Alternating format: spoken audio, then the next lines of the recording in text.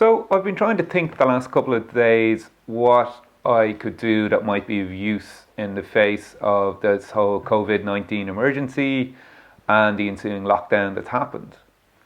And one of the ideas I come up with is that I might post a series of videos that will share kind of tools, techniques and resources that might help people deal with some of the impact of COVID-19 and the lockdown. So the first of these techniques and tools that I'd like to share is called expressive writing. So, considering all the madness that's been happening the last week or a couple of weeks, I just wanted to share a technique to help deal with some negative emotions.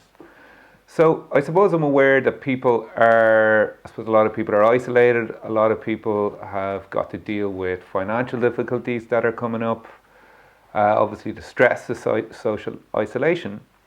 And so one technique that I use a lot with clients that can be great for dealing with negative emotion is called expressive writing. And so expressive writing was created by a guy called J.D. Pennebaker in the 1970s.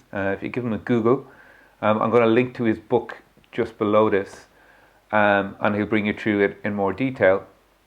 But it was created in the 1970s, and what Pennebaker did is for 4 days straight, he got people to write for about 20 minutes, half an hour on a traumatic past experience. And what they found some pretty amazing results, that the people could deal with their past traumatic experiences much better, and I suppose their overall level of negative emotion dropped quite significantly just by writing about it for 20 minutes for 4 days straight.